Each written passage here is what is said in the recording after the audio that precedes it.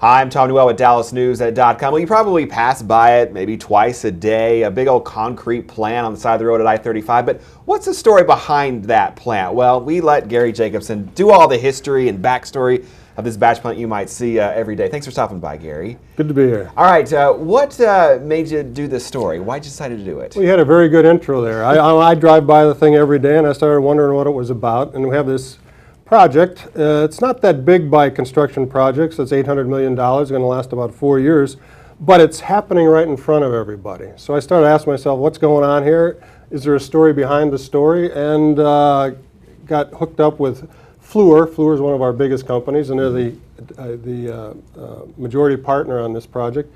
And been interviewing people, and hope this is the first of several over the next few years that try to get behind the scenes and explain what's really going on as this major interchange in downtown Dallas gets rebuilt. Of course, we're talking about the Horseshoe Project, I-35 and I-30. It's being redone.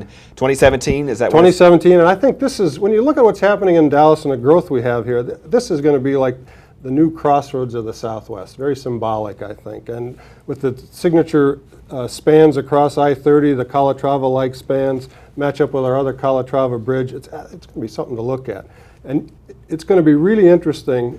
I-30 is going to get much wider coming across the river. I-35 is going to be like 3 to 4 times as wide as it is right now. If you look out there now, you see all those columns sticking up in the air. There's going to be road bed on top of them. Amazing. Now, how did you take a story like concrete and turn it into something interesting? Well,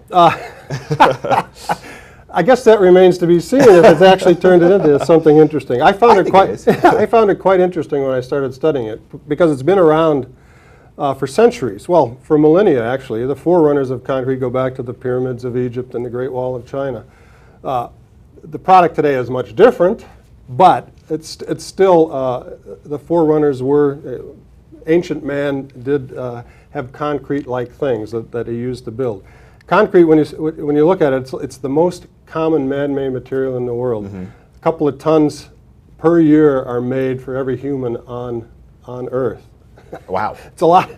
That's a lot of concrete. Those are, yeah, amazing stats. This one small batch plant used for this plant, which is sitting just west of I-35 on Colorado Boulevard, turns out 40,000 pounds of concrete at a time. Over the 4 years, it's going to manufacture about 320,000 cubic yards. That's over 1 billion pounds, and if I did the math correctly, that's 200 pounds for every resident of Dallas-Fort Worth. You've done all the math. I love it. We're looking at some pictures right now of that plant.